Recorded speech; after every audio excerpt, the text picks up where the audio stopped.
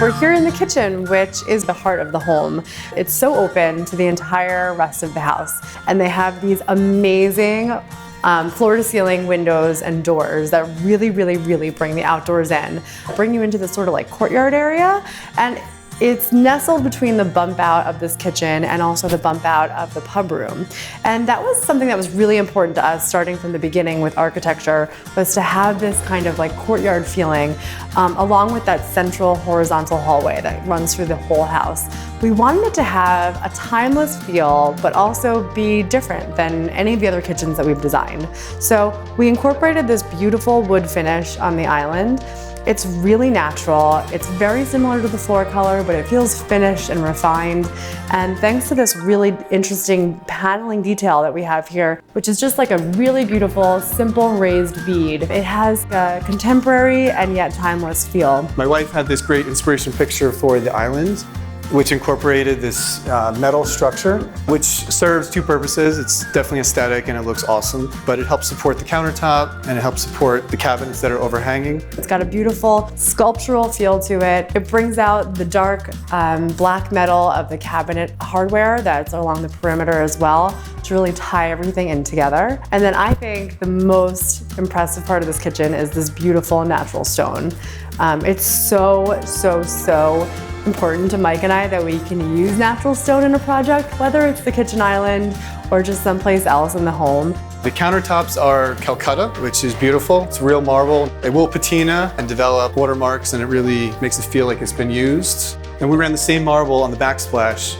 It has so much warmth to it, even though it's that cool white marble. It has this warm, neutral veining throughout it that brings together the wood, the black, the white, and it's something that's natural. So it makes you feel, again, like the outdoors is in. So this kitchen has tons of storage, lots of cabinetry everywhere. We have a butler's pantry, we have a scullery, we've got lots of lowers, but something that we're missing is the upper cabinetry here. So we opted to do some open shelving here, which are just as much form as they are function. That's super important to me when we're designing a space, really anything. You want it to function well, but also look beautiful, which is the form part. There are definitely some decorative objects up here, but these are also the homeowner's regular everyday plates, bowls. You're barely ever reaching for that stuff on the top shelf. So we use this opportunity to make them more decorative.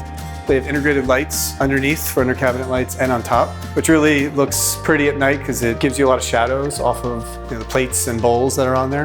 Another one of my favorite things in the kitchen that is standard for us is all of the inside of our drawers are bamboo. So it's obviously sustainable and recyclable. I don't know if it's recyclable, but definitely sustainable. The cabinetry is custom designed, and the homeowners and Ellie labored over the panel look, which is really just a flat front with a bead along the perimeter. And then we're usually always covering the fridge and freezer with panels, because you never really want a bunch of stainless steel in a kitchen that looks this elegant.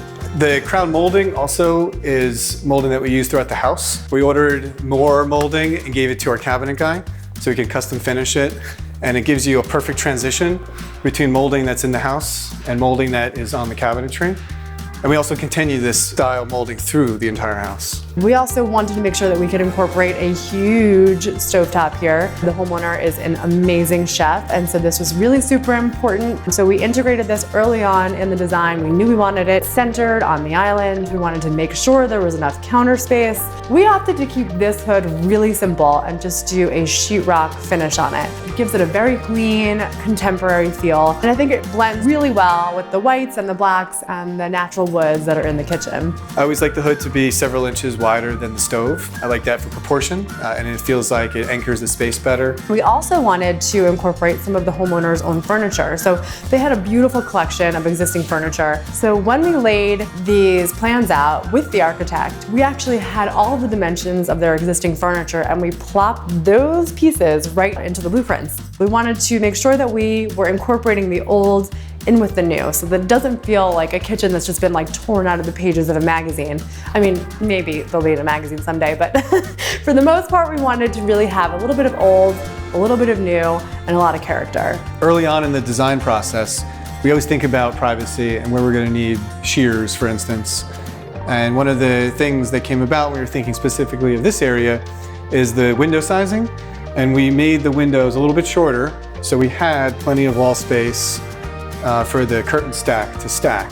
And now it really frames this whole window unit very well. So these window treatments are actually sheer. They're a sheer linen, and they look just as beautiful closed as they do open. We also have a valance with the same crown molding we use throughout the kitchen that goes around it. So when you're standing back and working in the kitchen, everything looks very seamless. We create a really nice pocket for curtains. And they're also on this really nice drawstring that closes them. It still lets light in. You can still see out, but nobody can see what's happening inside the house. The windows go to the floor with a very, very small piece of trim. That's the exact same color as the floor. So everything blends together perfectly. Another architectural detail that I love is we don't have window casing around the window.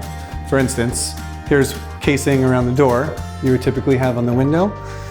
We do not have that here, and we have returned sheetrock, which I think makes it a little more dramatic, cleaner lines, makes it feel a little more modern. It's a very beautiful, concealed, minimal look that's, again, form and function.